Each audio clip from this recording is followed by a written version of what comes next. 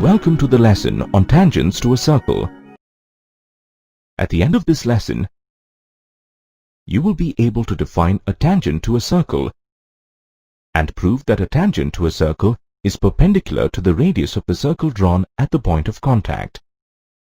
You will also be able to prove that tangents drawn to a circle from an external point are equal in length. Have you ever noticed the wheels of a vehicle moving on the road? What does the surface of the road look like against the wheel? Does it look like a line touching a circle at one point? Well, this is what you call a tangent. Here are a few more lines. Are all these tangents to the given circle? Let's find out. Observe this line. Note that this line does not touch the circle at any point. Thus, it is not a tangent to the circle. Now, what about this line?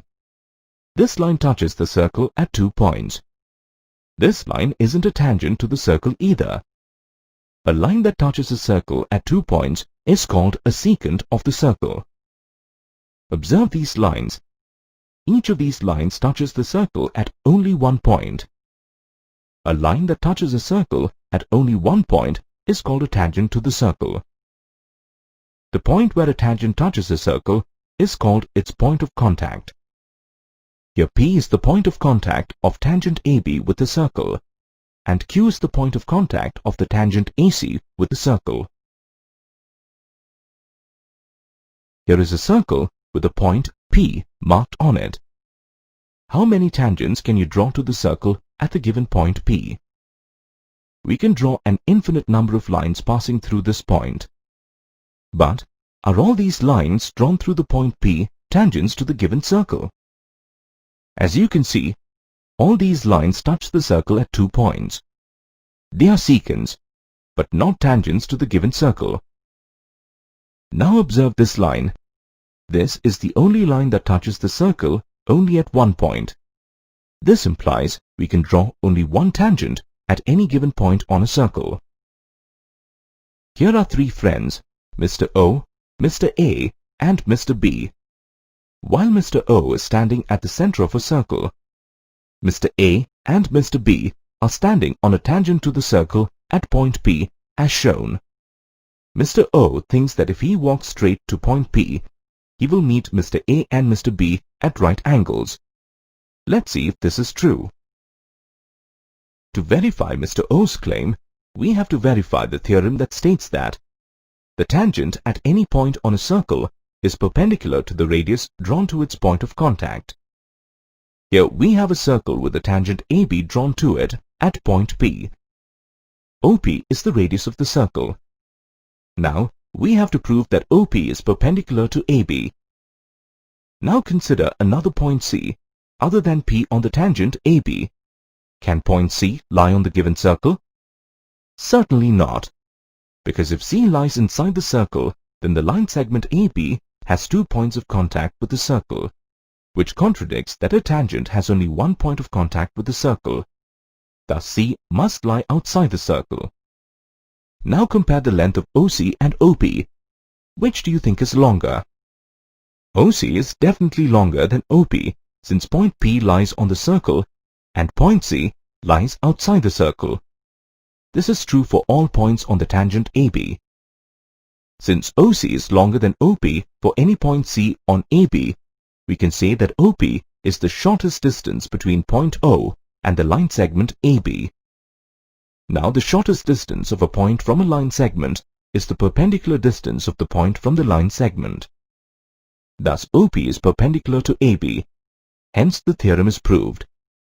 So Mr. O was right after all. Meet the great explorer, Mr. A. On his expedition, his path is blocked by a huge circular crater. Mr. A has to find a way to go past it. Now, being a man of great courage, he doesn't want to be too far from the danger, so he wants to go across a path that is at tangent to the crater. How many such paths are possible? Actually, there are just 2. As you can draw only 2 tangents to a circle from any point lying outside it. So Mr. A has the choice of going along either AB or AC. Which one should he take? Which route is the shortest? Let's find out. To help Mr. A make up his mind, let us prove the theorem that states tangents drawn to a circle from an external point are equal in length.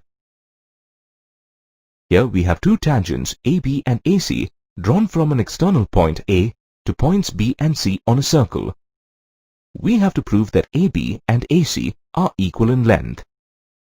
Let us start by joining the external point A to the center of the circle O. Now join OB and OC. Here OB is perpendicular to AB, since the tangent at any point on a circle is perpendicular to the radius drawn to its point of contact. That is, angle OBA is equal to 90 degrees. Similarly, angle OCA is equal to 90 degrees. Now, in triangles OBA and OCA, angle OBA is equal to angle OCA, which is equal to 90 degrees. OB is equal to OC, since they are the radii of the same circle, and OA is a common side. Thus, triangles OBA and OCA are congruent by the RHS congruence rule. Since triangles OBA and OCA are congruent, AB is equal to AC, as corresponding sides of congruent triangles are equal. Hence, the theorem is proved. This also means that Mr. A can walk along either AB or AC. He will be covering the same distance. You have reached the end of this section. Before moving on to the next section, let's recap the key points covered. The tangent at any point on a circle is perpendicular to the radius drawn to its point of contact. Tangents drawn to a circle from an external point are equal in length. Hope you enjoyed your learning experience.